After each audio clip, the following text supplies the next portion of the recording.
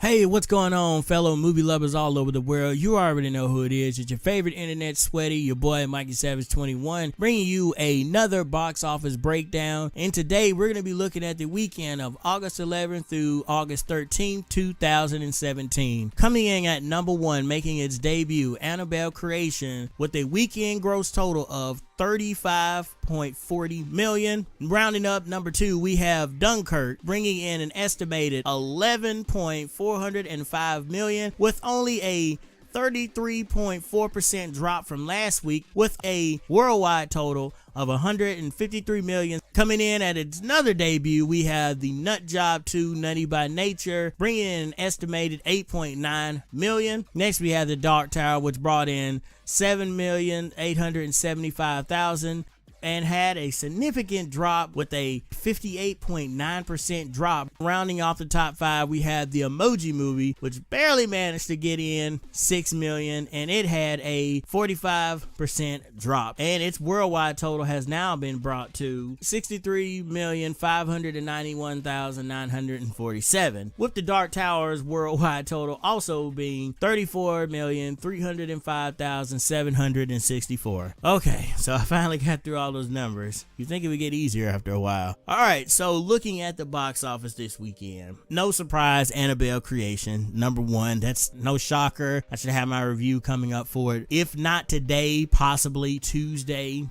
Shooting for today though. But Annabelle creation, again, it's no surprise that it's made number one. I mean, again, we haven't had a good horror movie in a hot minute. Something that is getting people scared and getting people riled up. Plus, the name David F. Sandberg is turning heads because this is the same guy who brought us a surprise hit around this time last year with Lights Out. And so again, we haven't had a really true horror film in a very long time. The last one we had, 47 Meters Down. I believe that was the last one we had. So with that being a while ago, we haven't had a horror film come out in a hot minute. So it was no wonder that this was number one. Dunkirk is no surprise. It's still hanging in there. This is another Christopher Nolan hit. People are really responding to this. People are starting to go out in droves and watch it more and more. The Nut Job 2 Nutty by Nature. I don't necessarily plan to see this, but if you guys want me to go see it and review it just for the heck of it, I will. But you know, again, there's not many kid movies out right now, so of course it's either go see the Emoji Movie, go see Spider-Man Homecoming again, which you should choose Spider-Man Homecoming to go see again instead of the Emoji Movie, or you go see the Nut Job 2 Nutty by Nature. If you enjoyed the first one, then most likely you're going to enjoy this one. I think our biggest disappointments here is The Dark Tower and the Emoji Movie. It's a big disappointment for the Emoji Movie because it should not be here. It should be below Girls Trip, but Girls Trip barely on its tail, was really on its tail. It had brought in $6 million this weekend, so it was barely, it almost beat the Emoji Movie by a little bit. And again, if you guys don't know, I'm recording this ahead of time, so the numbers could fluctuate. For all I know, Girls Trip could end up budging out the Emoji Movie, but looking at it right now from what they have, the Emoji Movie came out on top, so that's a bit disappointing because the Emoji Movie was horrible. It was so horrible. And The Dark Tower, I actually came to that one a little late. I actually got a chance to check it out today, and I liked it.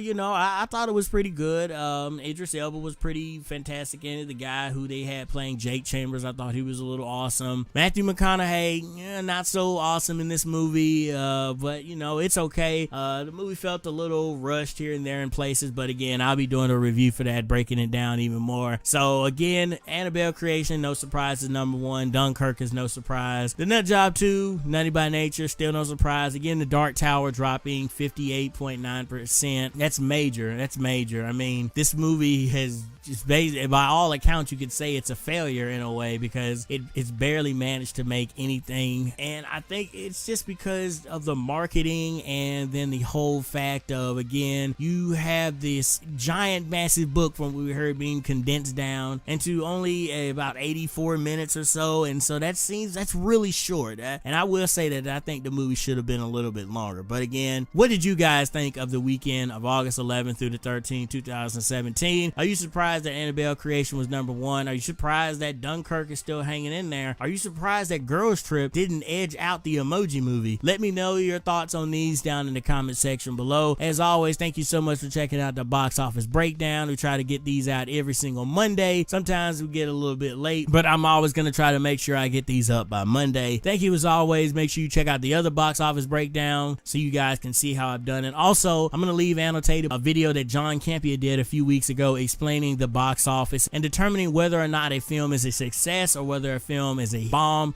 He breaks down the percentage of how much the theaters get and how much intake goes to the actors. He really just breaks down box office in general. So I'm going to leave that annotated so you guys can go check that out. Again, before I forget to mention, do not forget that I do have reviews coming up for both Annabelle Creation and The Dark Tower. They should be up within the next couple of days. And as well, I'm going to be doing a live stream on Monday, which this video is actually going to be coming out on Monday.